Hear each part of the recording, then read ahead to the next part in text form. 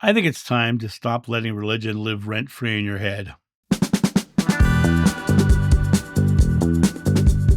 Hey guys, it's John sitting here in the studio on a beautiful day. It's going to be 80 degrees outside and sunny, and the doors are already off the Jeep. So I'm going to go out in the Jeep this afternoon. I wanted to talk about this concept of guilt was never something that was divine, it was designed. It's time to stop letting the religion have their design over your life. The concept of understanding this difference between conscience and guilt.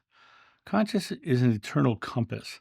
It's lovingly guiding. It's, in other words, we know what's right and wrong, and in our own belief system, in our own subconscious mind, we know when we've done good, when we've done bad, when we're doing wrong, when we're doing unto others something we would never do unto ourselves, or vice versa.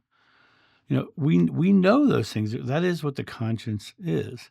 But the thing about the conscience is it can be used to manipulate or control you. That's you always hear about you know Catholic guilt or making someone feel like they're meant to suffer, right? Right?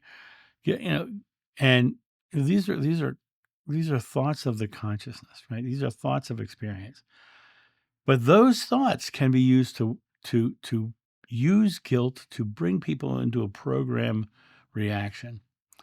You know, if something's judging you or condemning you, it's a program to make you fall in line behind what they're saying. And guilt-based religion started and was institutionalized to create spiritual dependency. The churches want you to believe that they are the only way. They want you to believe that their faith is the universal one, which is what Catholicism means, universal. And they even adapt and grow those ideologies of guilt over the course of time. Original sin was not in the original Bible or in the original scriptures. It was a theologian's addition much later. But what was it? It was an added on theology to make you feel guilty from the get-go. So that even the concept of original sin became spiritual blackmail. You have to get into our religion or you're going to burn in hell or your children are going to end up in limbo. This was spiritual blackmail to force people into a religion. Jeshua's teachings were guilt-free. He never demanded people grovel to him to be healed. It is your faith that made you whole. He never said your shame brought you your healing. He said it is your faith that heals you. You have the power to ask a mountain to move and it'll move. Nothing's impossible for you. But guilt disrupts the spiritual connection that's innate within you. It says you need the church to get to that spiritual place. You need this middleman to get to your spiritual place.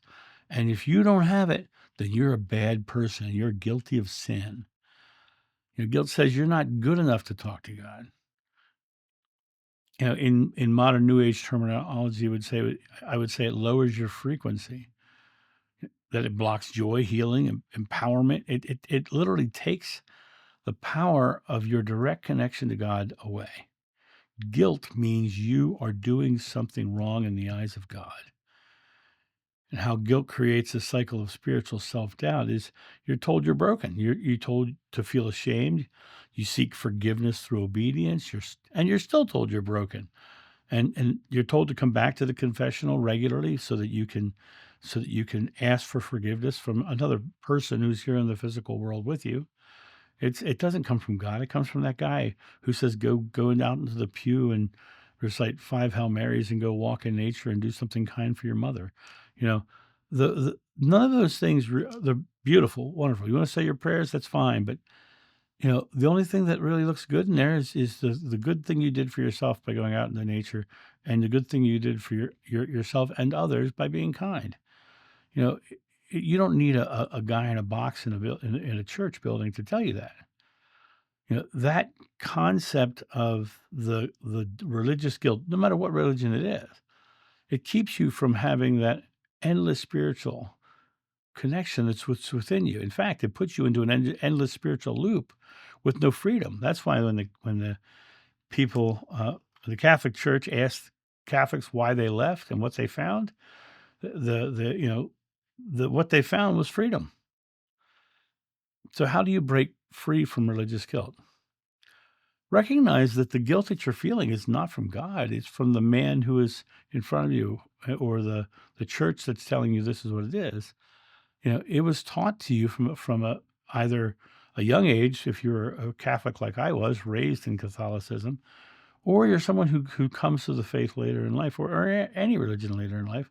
If you feel guilty because of the religion, that's the fear of man that's built into the religion to control the narrative. If you go in there feeling love and compassion without judgment for anybody else, you found your way to God, because God is love and love has no conditions. The Bible literally says perfect love drives out fear. Well, guilt is fear. It's the fear of not being loved. And now a quick word from our sponsor. Coffee Time with John.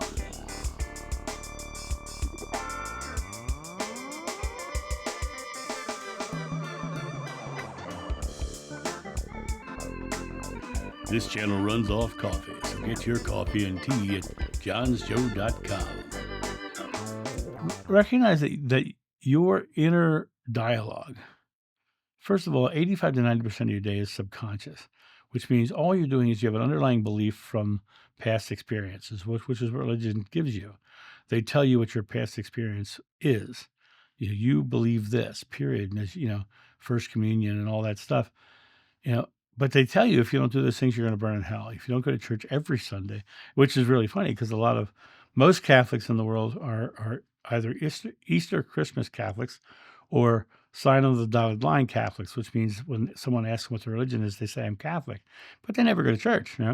Less than 20% of Catholics go to church, and of Christians worldwide, that's in the single digits of percentages of who is actually a practicing Catholic.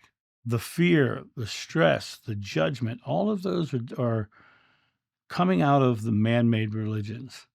And what's really interesting about the man-made religions is all of them, every one of them, is not based in a univocal God, because even the Bible's not univocal. The Bible is a compilation of texts from different people in different time periods, for different cultures, different social standing in the world, and oftentimes different religious beliefs. Paul was a Pharisee, and when you read the letters of Paul, you see Pharisee teachings all the way through it. The concept of celibacy was not something Jeshua taught, it was something Paul taught. And then you have Luke, who is Paul's disciple. So that Luke and Paul are 50% of the New Testament. Then you have Timothy, Paul's disciple, Paul's buddy. They traveled together. So now you got the bulk of this, all of these writings that you talk about. They're coming out of the Pauline teachings, not the Jeshua teachings. And the scriptures were actually written long after Jeshua was not even around anymore. Understand what Jeshua taught was that you are divine, ye are gods. The kingdom of heaven is within you. Bring the kingdom of heaven to earth. It never says be afraid, be guilty, be shamed, understand that you're a liar and a sinner. Never said any of that. Jeshua never said any of those things. Those all came afterwards by theologians adding to the narrative. Jeshua's words were always about love and compassion, about the people who are so materialistic that they are forgetting of their fellow man. The love of money is the root of many evils. It doesn't say the money is the root of all evil. It says the love of money is the root of many evils. So it's about understanding. Lazarus said, can I follow you? He says, not until you sell everything you own and come, right? Because he was saying to Lazarus, you're so worried about the materialistic when you realize that it's the materialistic world means nothing. It's the love that matters. Jeshua's words were not about going to a church or the dogmas or doctrines of religion. It was like he was doing things in real time.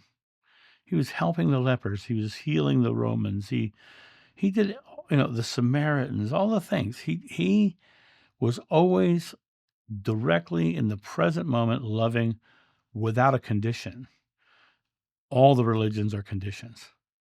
All the religions are based on a conditional love.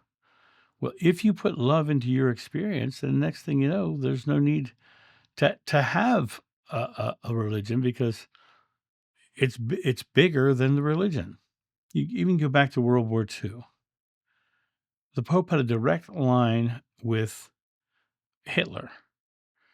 He kept telling him, "Don't harm the Catholics." He kept saying, "Don't harm the Catholics." He didn't care about anybody else, only the Catholics, right?